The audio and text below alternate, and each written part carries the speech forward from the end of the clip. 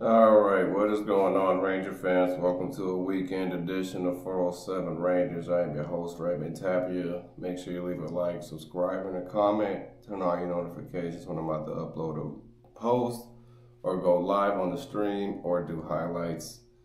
Now, as y'all know, the Rangers had an interesting weekend. Unfortunately, they blew the lead to the Ducks, which I'm not even gonna do any stats or nothing on that game because why? Why am I going to talk about the game that infuriated me the most?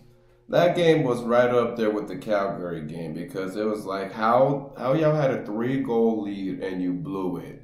And you instead of getting 2 points, you just gained 1 point.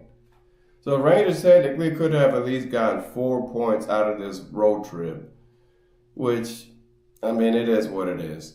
I really don't know how they are still in the mix, but they are. Which I tell you guys all the time, this team has no business being in the playoffs the way they've been playing. But surprisingly, they beat the Sharks, which if they couldn't score on Alexander Gorgiev, this team would have officially sucked. Because everyone knows Gorgiev is just he's horrible. He's a horrible goalie. Sometimes I question how he's still around the NHL with his goaltending, but you never know. He might get better next year. You just never know. But like I said, a guy like Gorgiev, who just pretty much averages like what an 800 save percentage, like that's a guy you're supposed to be scoring goals on. And honestly, the Rangers, I personally thought they weren't gonna have an easy time beating this team. I really did because could you blame me? Could you blame me for thinking that way with how the effort's been lately with this team? The effort's been so piss poor that you can't blame me one bit for having expectations that they might not play the way we expect them to play with the Sharks. But they did. They somehow did, but then again, it's the Sharks.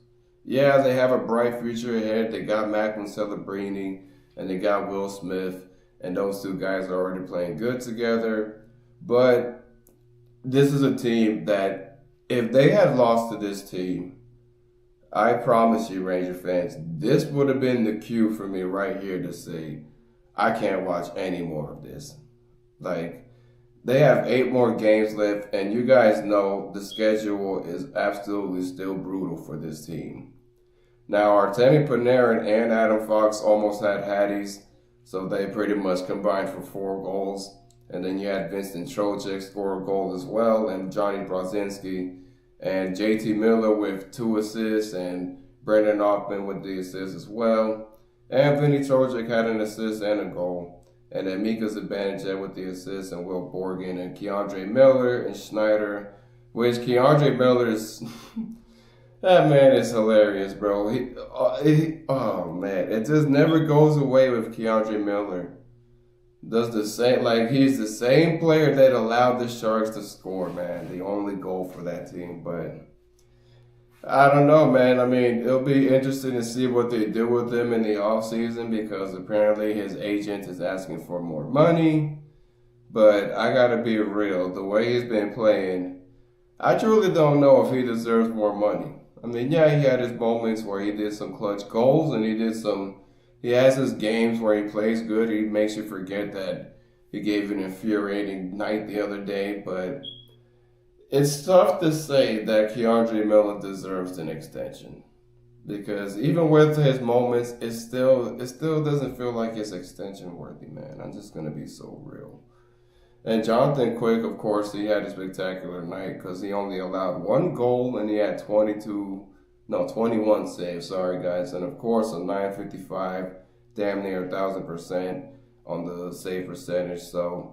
Jonathan Quick did his thing, but I think this is probably his last game of the season because I'm sure they're going to have Igor Shesterkin trying to finish off the rest of the season and quite possibly get to the playoff spot. So you know the Rangers are going to try to get Igor Shesterkin going so he can be playoff ready. But I'm going to be real. With the rest of the teams they have to play, guys, it's going to be so tough to try to gain those points. because Montreal is still in the mix and Ottawa too, and the Red Wings. So there's still teams that are fighting. So it's going to be absolutely tough for the New York Rangers to gain these next points, because the next two teams they got to play now is the Wild once again and the Devils. And even though the Devils are banged up, they can still kick their ass and take their lunch. It's not going to stop them from kicking their ass. And even though we've beaten them once this season, I just don't know if the Rangers can even beat the banged up Devils. That's how iffy I've been with this core. Now, can it beat the Wild? Maybe. There's a huge maybe. The only way they can do that is if they score way more than just 3 goals or 2 like they did on the road against them. But if they play like they did against San Jose, then yeah, there's a possibility they could definitely win that game, no problem. But then again, like I said, they got to face the Devils on Friday, so that's going to be a tough matchup, even with the Devils being banged up, because it's the New York Rangers, unfortunately. You don't know what you're going to get out of this team. Now, they definitely have been improving a little bit, but honestly, I'm still iffy about this team. I really am. Because there's no telling if we're going to see the playoffs. There really isn't. They have a brutal remaining schedule, because the rest of the teams they got to face are pretty much powerhouse teams. So it's going to be tough for the New York Rangers to stay in the spot, trying to fight the rest of the season off with these teams. Because these teams are tough, like I said. Then they got to face the Panthers and Lightning. I didn't even mention that. So it's like, the Panthers are already good. So now we have to see them probably kick the Rangers' ass with Marchand now. Because you know they can't beat the Panthers. So you know they're not going to be able to beat them with Marchand now. The Rangers have not beaten the Panthers at all this season. Even the Islanders got at least a win out of that team.